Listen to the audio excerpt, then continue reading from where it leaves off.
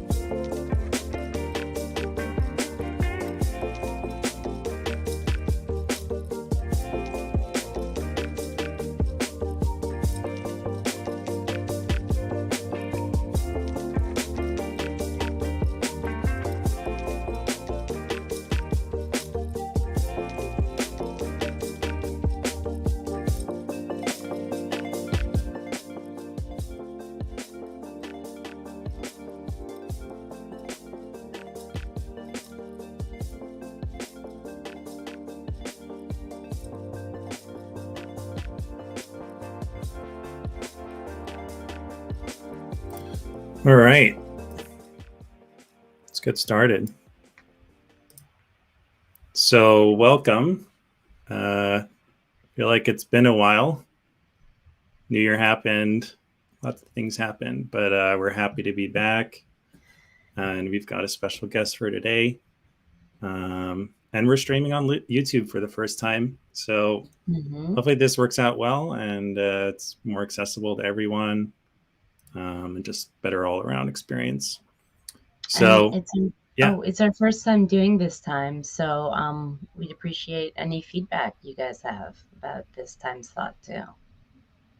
Yeah, normally we've done it in the evenings, so we'll see how it goes. So obviously, as you can see from the title, we're talking about design systems today and designing reusable and adaptive components. So before we get any further, as a usual reminder, if you're participating in this event, we are formally part of Friends of Figma, which is under Figma officially. So you should have seen the code of conduct document when you did accept the RSVP. If you're joining us just straight from a YouTube link, there is a link in the description. So please check that out, and let's just all be friendly, be nice, and abide to the rules here. So a quick intro about myself. My name is Rioni, currently working at Khan Academy. I started working there in October, and I'm kind of spearheading their design system efforts from the design side. And that's been a fantastic job. It's my first role where I get to work on design systems full-time instead of kind of a secondary element or self-initiative at previous roles. I'm located in Manassas, Virginia, right in the heart of Old Town. I've been a Figma user basically since beta, I believe. It's getting hard to remember now. And I have a plugin. I've got a bunch of stuff from the community. So, you can look me up on my handle at Macaroni if you're curious. I've got a 4-year-old son, a 13-year-old dog who doesn't look and behave like a 13-year-old dog. And two things I love to nerd out about, if you ever have questions, is electric vehicles. My first one was in 2014. No, I did not get a Tesla. And auto layout. I love kind of pushing the limits on auto layout in Figma. And I'm a big PC gamer currently. I love to play Deep Rock Galactic. So rock and stone to any dwarves out there. And I love to support local businesses. I even buy like my soap and deodorant from a local shop that we love. So that's me. And I'll kick it off to Zosha. Hi, I'm Zosha. I'm a UX researcher and design strategist. I took a few stops before coming to this. I originally started with neurobehavior, focusing on social development and motivations. And I went from there to behavioral therapist, where basically my job was designing personal approaches to the salient problems my clients face. And I discovered UX design. And it was a great way for me to return to my research roots and make things for people that make for larger audiences.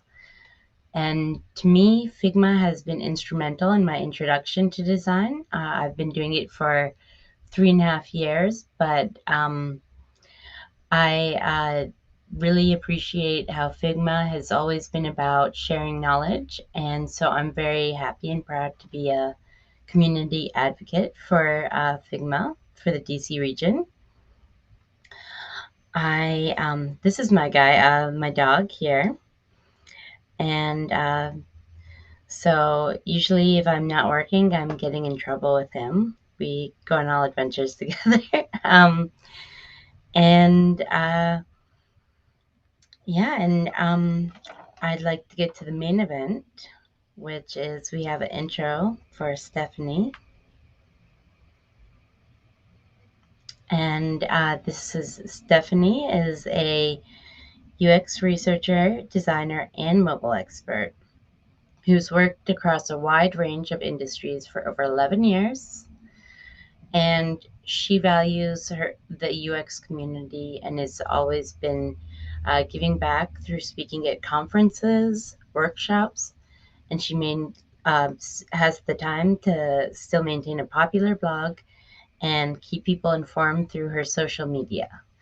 So we really want to thank Stephanie for joining us here today and continuing the sharing. Thank you, Stephanie. Yeah, thanks, Stephanie. And really quick, before I forget, but I've pinned it in the chat. For any questions, there's a link in the description, first line in the description of the video, which will point you to a Slido link. So we'll be checking out the Q&A there. Feel free to vote on questions that you potentially want to get answered. But hopefully we can get through as many as we can, and we'll try and save time at the end for some that maybe Zosha and I can't answer while Stephanie's presenting. We could save some for her. So check out that link in the description. And here we go. Here's Stephanie. So welcome, Stephanie. Hello. I'll leave the rest I think to you. I was muted. So hi, thanks for having me. Do you see my slides yet? Yes, good. Amazing. So hello everybody, thanks for joining in. I'm not used to be live on YouTube, so this is kind of weird for me as well. I think it's gonna go well. So yeah, let's talk about designing reusable and adaptive components. The first thing I usually try to do when designing components for a design system is to make sure that the components I'm going to design are going to be robust and reusable. And to do that, I start with something that we call information architecture. So information architecture is the art and science of organizing and labeling websites, intranet, online communities, softwares, basically anything that you can structure and organize falls under this category. If we think about how most of our websites work, they kind of follow a little bit the same pattern. We usually have a detail page, and this is where our user want to go at some point.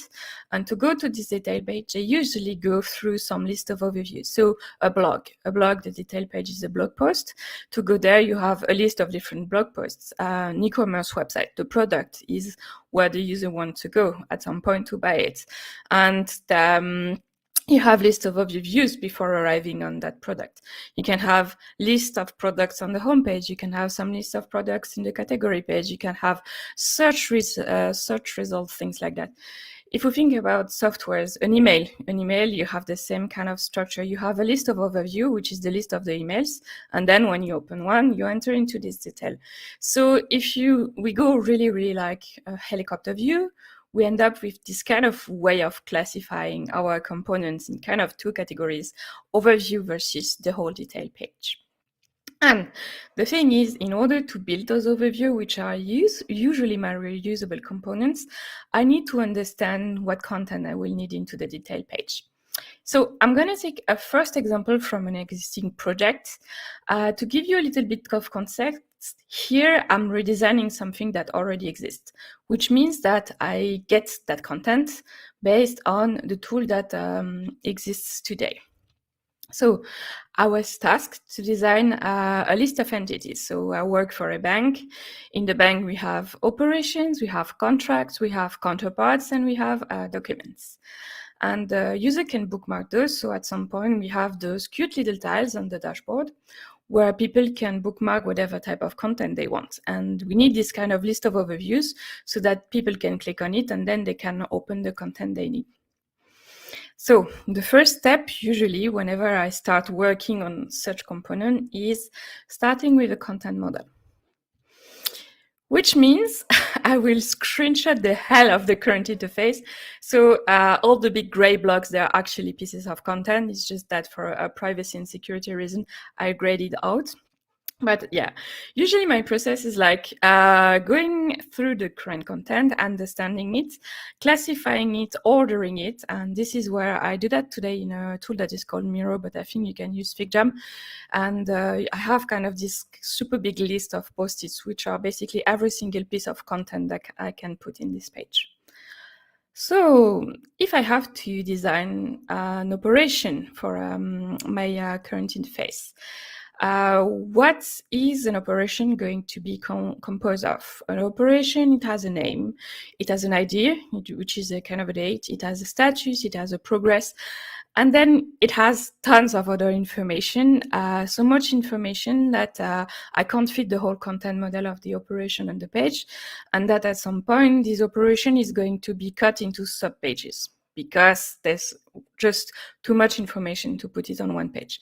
But here, I'm not interested into designing the operation page. I'm more interested into designing a reusable link that is going to send people to that operation. So once I have this content model, this is based on what is existing today.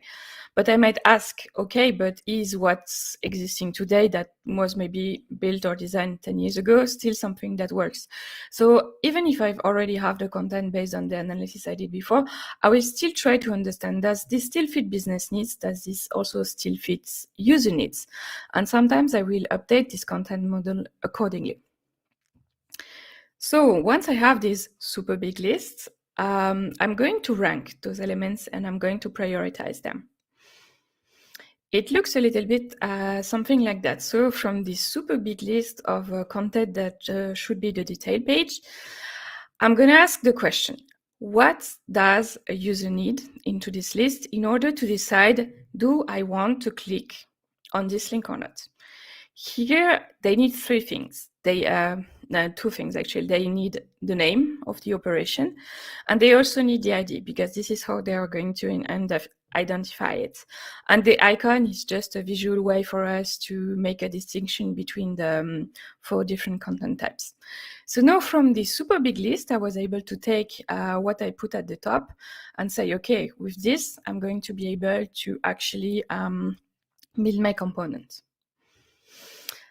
This might sound easy because this is a kind of a super small component, but sometimes when you have bigger components, so usually the question people ask is, okay, but how do we decide what's super important for the user in order to click, or what's the most important content for this so that it will be in the overview? And the answer is usually do your user research. Try to understand what those people need in order to accomplish their goals. And sometimes you might have friction with the team. Maybe marketing may say, yeah, but we totally need this information, while someone else will say something else. So usually when you have this kind of friction, this is when you need even more user research or maybe usability testing in order to make sure that you bring the most valuable content in there. Then I have one component. What I want to make sure now is it's going to be reusable. So I will start putting on my detective hat, and I will look at do I have variations of these components, but also do I have similar components that might be able to use the same structure? So I'm cheating a little bit here because I was asked to design all 4 of them at the beginning. But what I did then is I built the content model for the operation, but also for the contract, the counterpart, and the document. And I did this exact same exercise, which is what is the piece of information that is the most important so that this is going to go into this entity link item. It has basically the same structure. They always have a name. They have a number. Sometimes it's called fee. Sometimes it's called idea.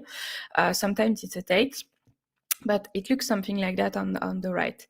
So from one component, now I have 4 variations with different icons, different pieces of content, but from a design perspective, this is basically the same. And if you're using Figma, I'm pretty sure you're already thinking, okay, I can use variables, variants to do that because it could be easy, and I could use maybe some symbols for the icons and things like that.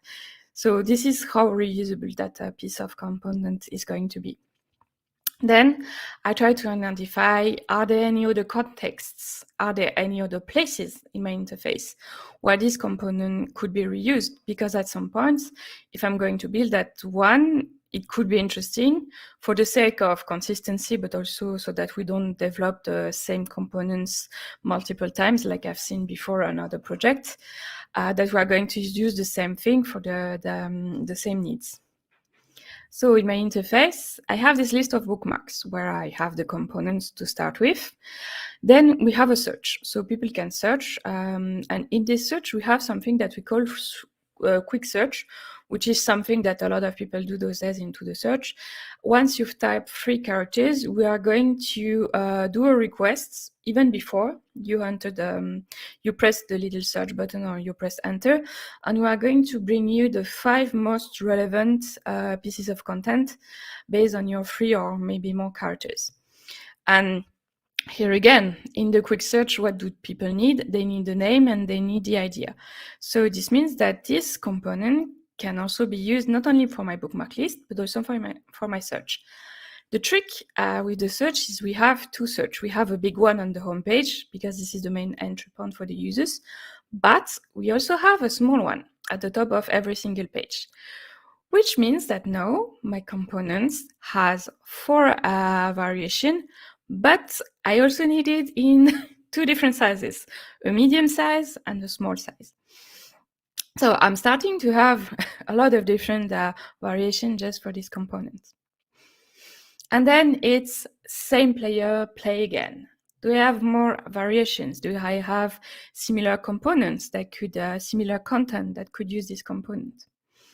So in my case, the entity link is not only used in the quick search, but at some point it's going to be used as well in the full detail search result page. We have filters on this page. We can filter on many things like status, progress, dates, currency, countries, a lot of things. It's a really, really advanced search. So since we have filters, we talked to the users and they said that we discovered that in the advanced search, in the results, we need a little bit more. So what we do is we expand this content priority. So the one at the top here, icon name ID, is the one for the small version of the components, the first one.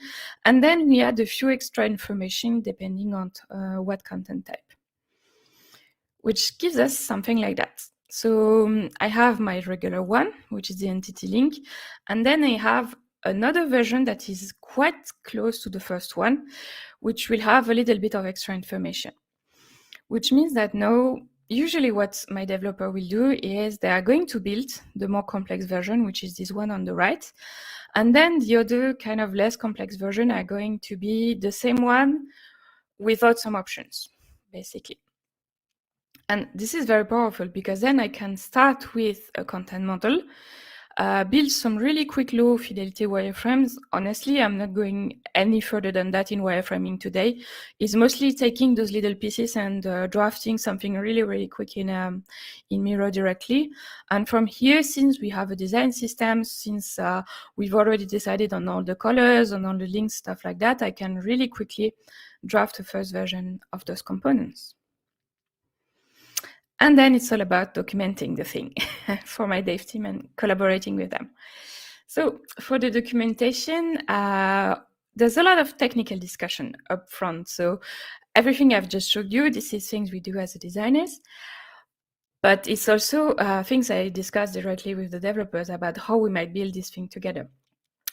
The thing is, between the moment when I'm designing this thing, I'm discussing with them, and the day they get that Jira ticket in their backlog, in their pile, they might be a month sometimes, or a little bit more, because they're working on a lot of things. So they might have completely forgotten that we have 4 variations of that we have kind of a regular version and a search result version. So what I do is I document all of that, and by discussing with the developers, they told me that actually putting the content model directly in the files, in the design system files, help them again understand and also like structure the HTML so that they're sure they're not going to forget anything. And here's the final component. So that's the wireframe, let's say. It's composed of a type icon, sort of a name. There's a second zone with an attribute, and there's the zone on the right with metadata, and this one is optional. This is just some flex box. No, this is grid layout magic, and with that, I have like one component in the design. Oh no, video please. Yeah, one component, 4 variation, 2 different sizes, and all of that is just one single. I have no idea how they call it in React, but it's basically like one component with a lot of options on the developer side that is going to be able to build all of that. Thanks to, again, magic of grid layout here, it's able to adapt. So this was an example where I already had the content. You might wonder, okay, that's nice, but I have to work on a new website. So what am I going to do? I can't just like screenshot everything and get the content out of that. So let's take another example, which is my client wants to build a cooking recipe site. Okay. So it actually works pretty much the same. What I'm going to do is I'm going to list the different pages, so the different detail pages that I need for that. And one of those is going to be a recipe page. And to build this recipe page, I'm going to do the exact same thing. I'm going to build a content model. It's just that here, instead of building it based on previous websites, I'm going to build it based on user research, on business need, maybe some competitor analysis. I might also ask SEO or someone responsible for the content of this website later about what type of content they need. So here again, this can be a big collaboration with other teams.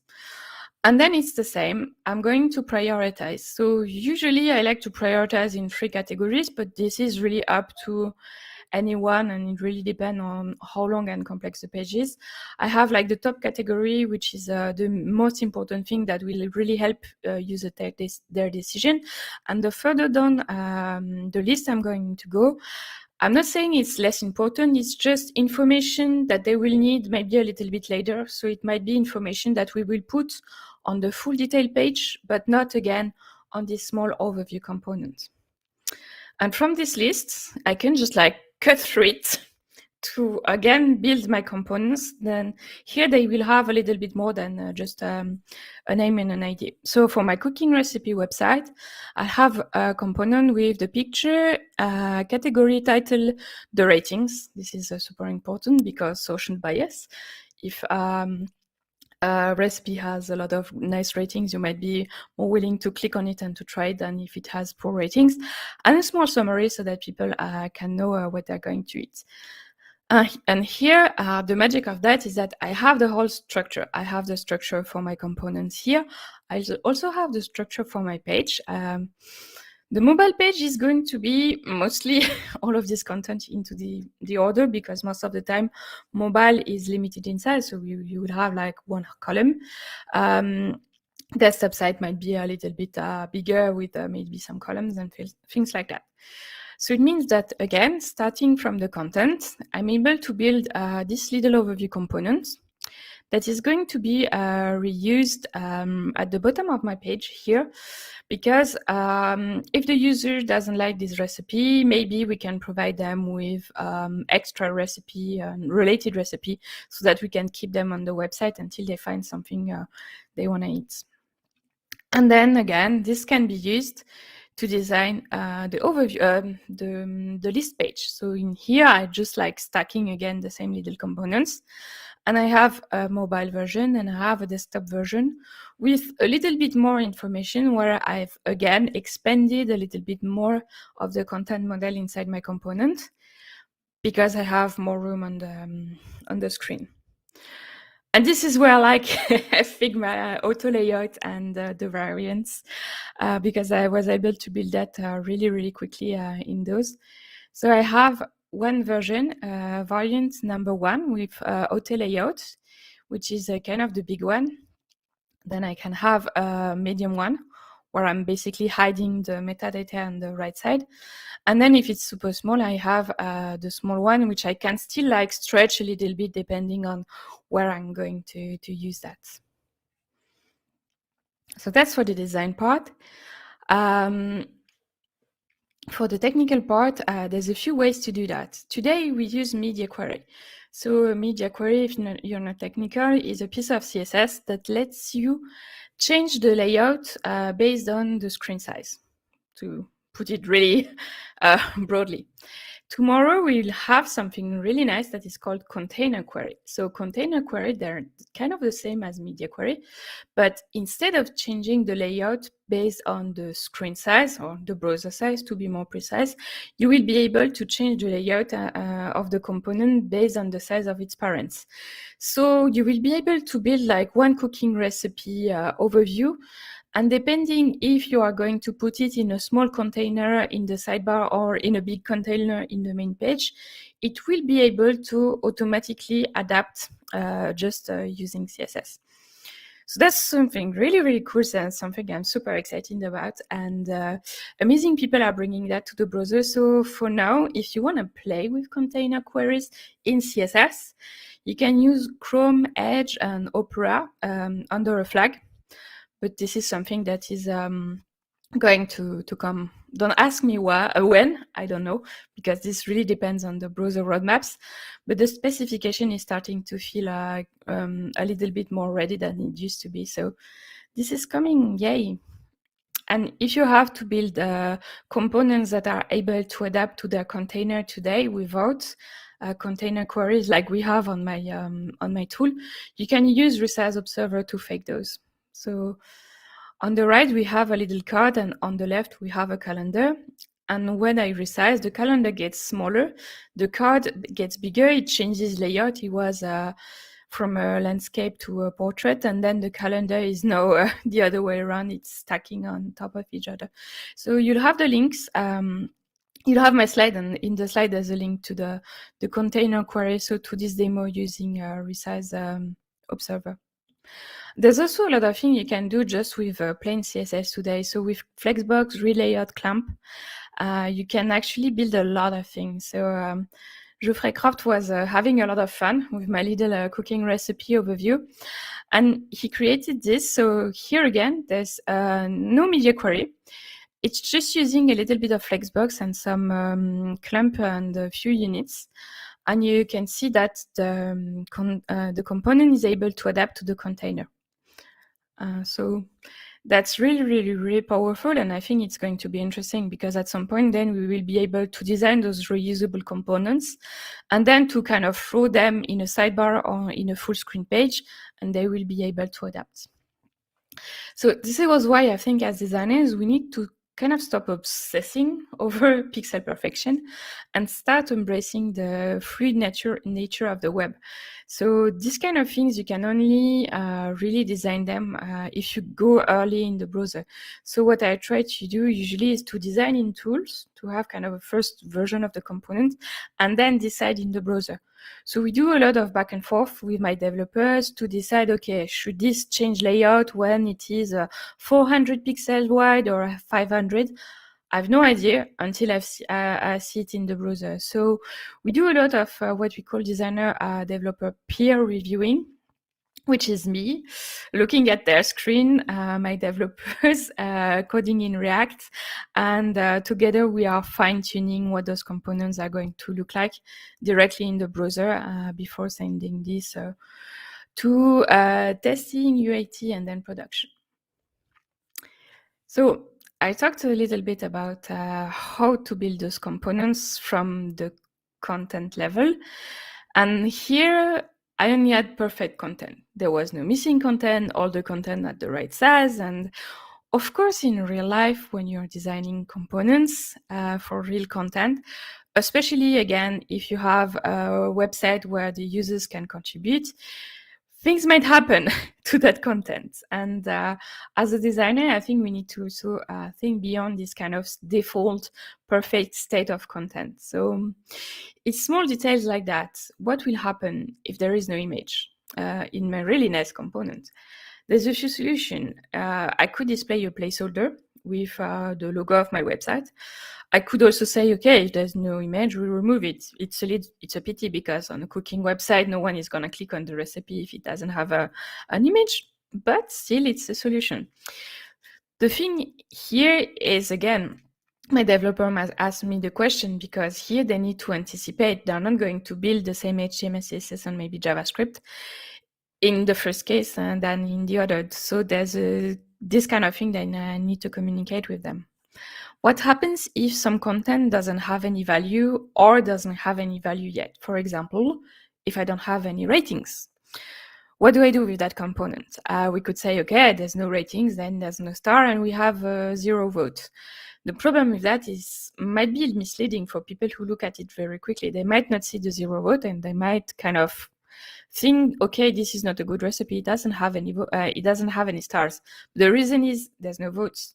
So we might say, okay, then if there's no vote, we don't put the stars so that it's less misleading. We put no rating available. But then the question is, how many ratings do we need to have kind of accurate statistical rating?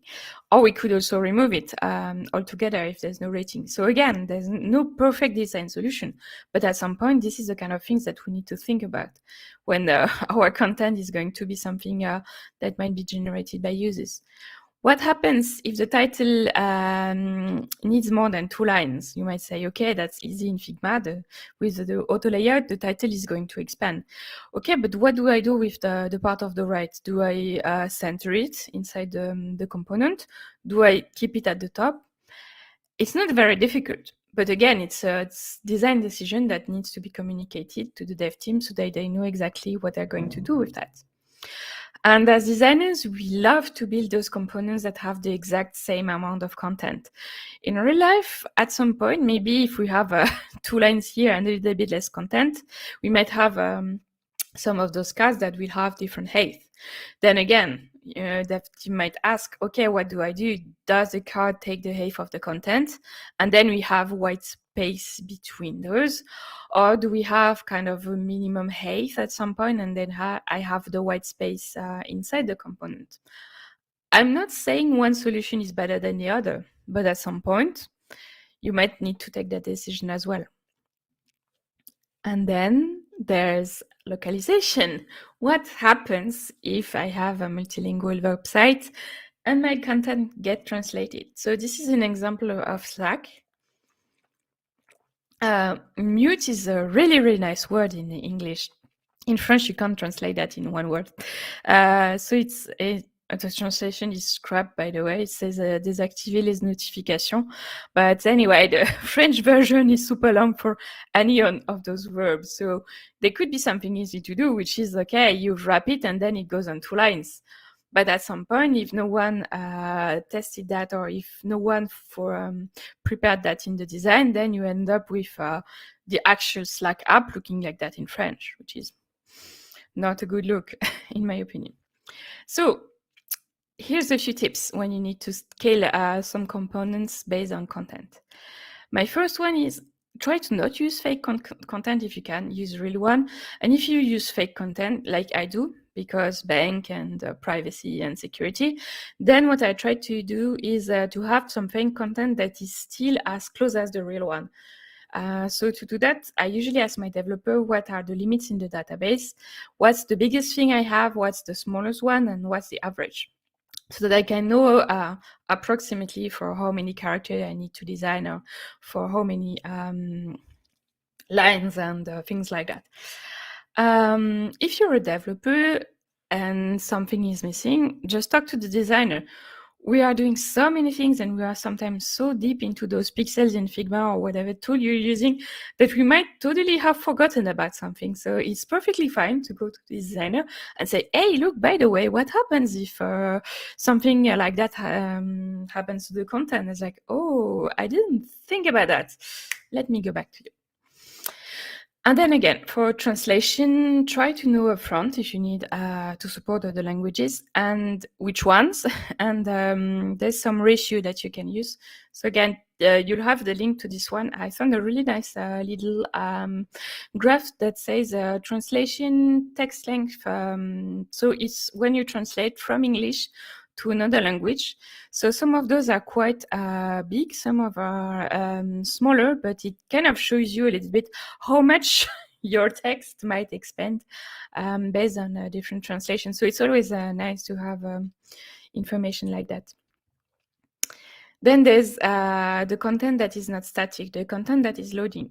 What happens when this content is loading? So here again, maybe at some point I need to think about data population in my interface.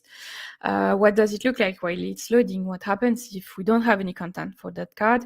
If we have a technical error, things like that. So usually, to try to avoid forgetting designing those, what we have is we have a default user story in Jira that we use, and it's kind of like a checklist of things that we are going to need to specify just to make sure.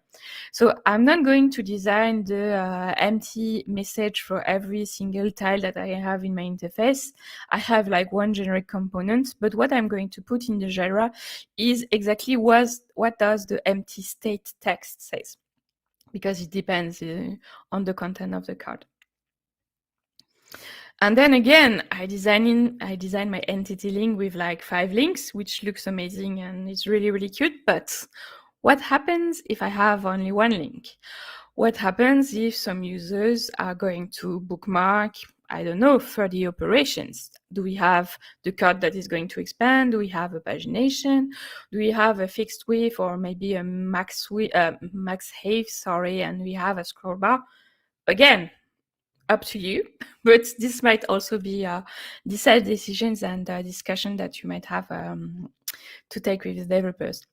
So in the end, there's a lot of things that go beyond just like one single component. If you start thinking about, okay, but what will happen to that cute little components I designed in Figma once it will be on a real website? A lot of things, usually. So what I want to explain is I don't usually need to design all of those. I just need to decide at some point about what will happen with all of those kind of edge cases, even if I don't like to call them edge cases, and communicate this to my dev team.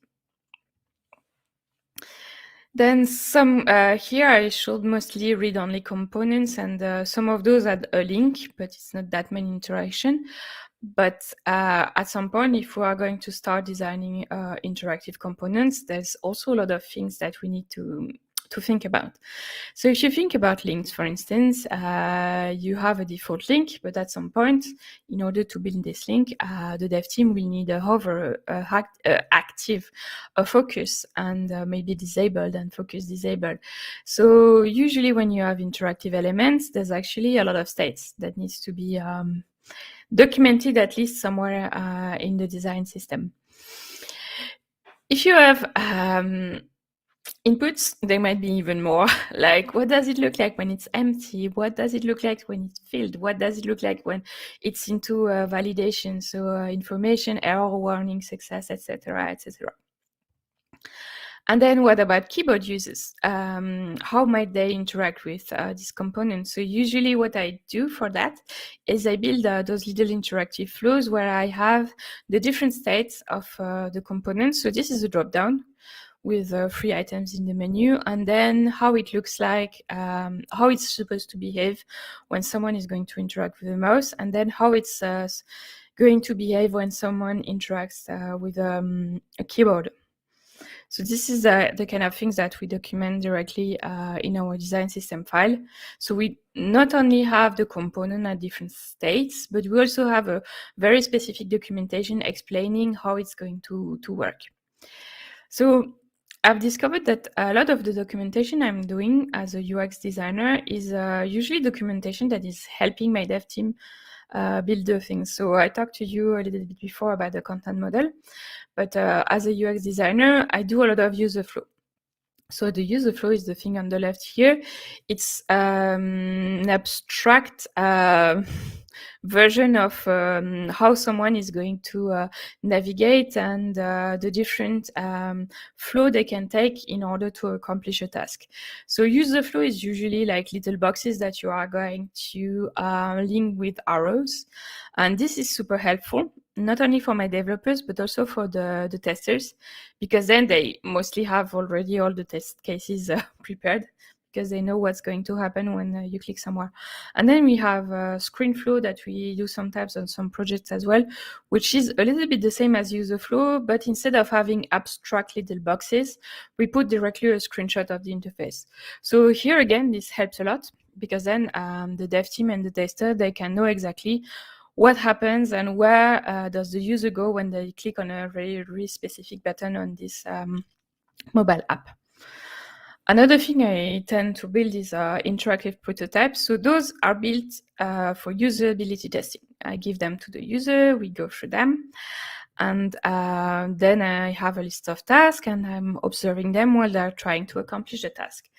The thing is, again, I have this super interactive thing, so why not just use it? So what I usually do when I have stuff like that is, again, I'm going to put the prototype link in the Jira ticket, because then the dev team can interact with it. And there's one thing saying that the tabs at the top needs to be sticky, and same for the navigation at the bottom.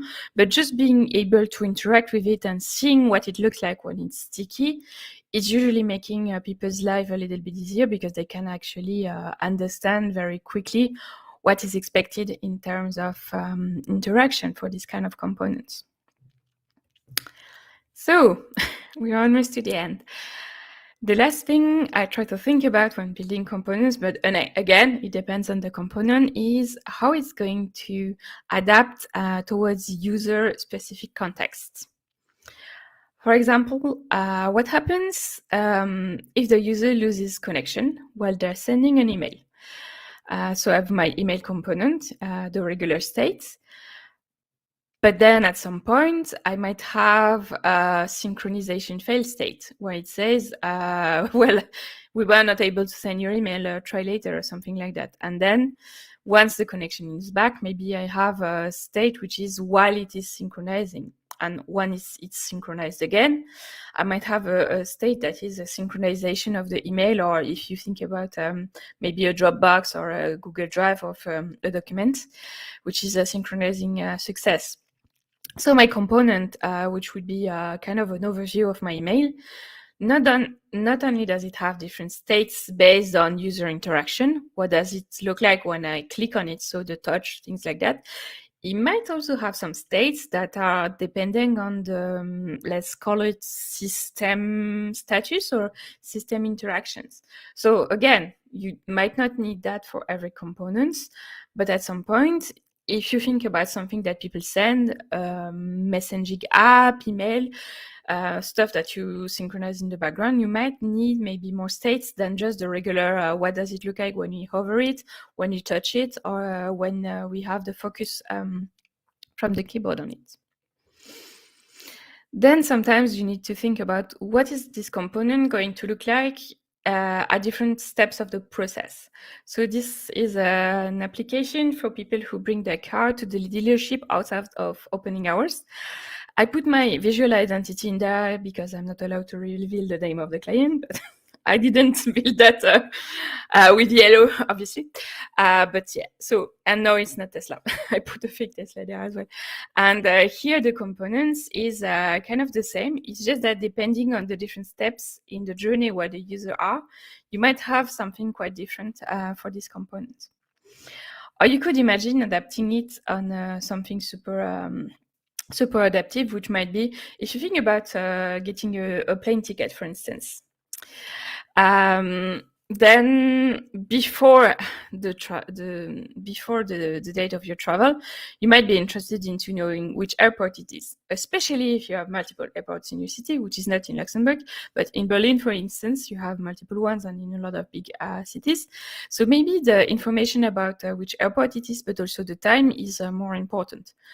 1 hour before the trip, maybe the airport information is not that important anymore, because if it's 1 hour before the trip and you're in the wrong airport, there's a good chance you might miss your flight. But then maybe some other things might be more important, like where is the gate, what's your seat, and then having the QR code a little bit bigger. So we could imagine having also some small adaptation of a component based on kind of steps of a user journey. So this is highly experimental. I would say if you ever do that, please tell me, because I'm curious to see if it works. But also, kind of, you might need to do some heavy testing, because it goes a little bit against one of the principles, which is users need to be able to predict the interface. And once they got used to things being in a certain place, moving things around might be an issue. So I would be interesting to see, it might be a good idea to test that. Then we could also adapt the component to user preferences. Yay, dark mode! So this is exactly that. At some point, I think it's still trendy, so a lot of people are currently building components in a light and dark mode, but this is actually a really interesting user need, because then you can adapt. My only request here is if you're going to do that, please let the user choose. So don't force light or dark mode. Let them choose their preferences and whatever is more comfortable for them. Then we could also imagine having an interface that is able, and some components that are able to automatically adapt to user environment, like ambient light. If you think about a GPS, most of the time when you're in a tunnel and it's dark outside, the GPS will switch automatically to dark mode, because it's supposed to be easier to read. And when you are into a car, if you are in the dark, maybe the white GPS is going to burn your eyes. So again, those are good ideas. I would just say be careful and allow users to manage adaptive features. So this is a screenshot from a Google forum where a user is asking about Google Maps, which is automatically switching to working when they're near a house. And it's a problem for them because they're a delivery person, and it makes them lose a lot of time. So they would like to remove that automated adaptive feature. So automation is great. Just make sure that the user has the control and they always have kind of the last say in such things. And again, make sure that you do a lot of user research to build such adaptive things, so that you don't have any issue and you make sure it works. And if you're doing user research on that, usually what helps me a lot to build those is something that we call user journey, which is a map of all the different phases of someone's journey. And by building those, you can see kind of a big global picture. And most of the time when you build a user journey, you don't just stop at when they use your app. You usually go before they use the app and beyond the app. So this is the kind of things that can help build such things.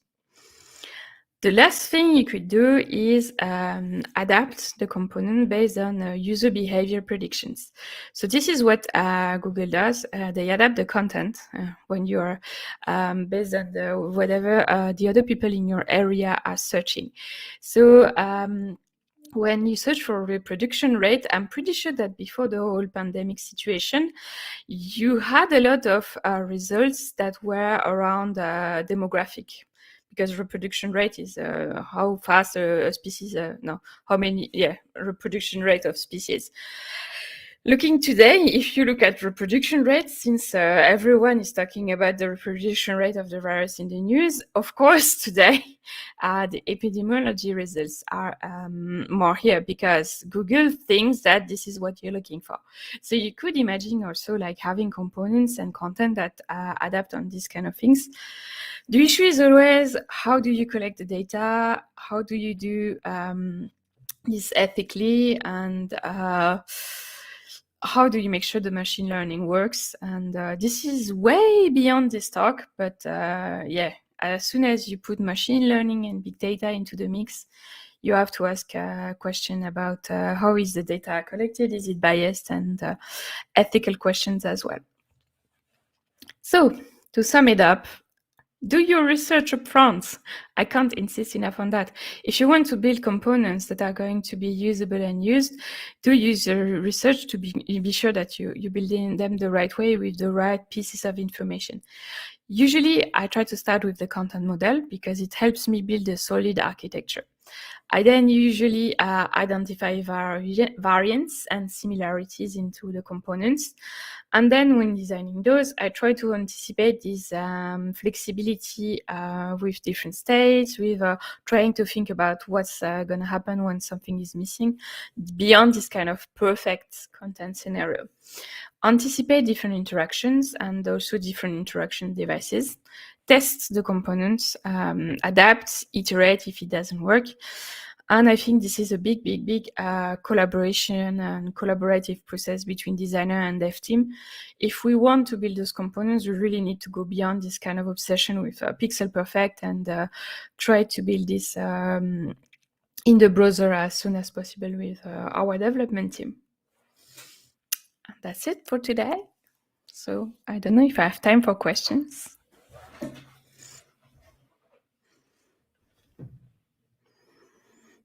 And Let's pick up. Oh, yeah. Zosha? Oh, we have we got like 5 minutes. Yeah. Let me go ahead. Yeah. Let me pick one. There was one good one here. I responded on the question, but let's see if you have anything else to add, Stephanie. So the question was from David. What do you see as the perfect couple today? Figma plus Storybook plus Zero Height, or do you use more productive tool to document and have better documentation with developers?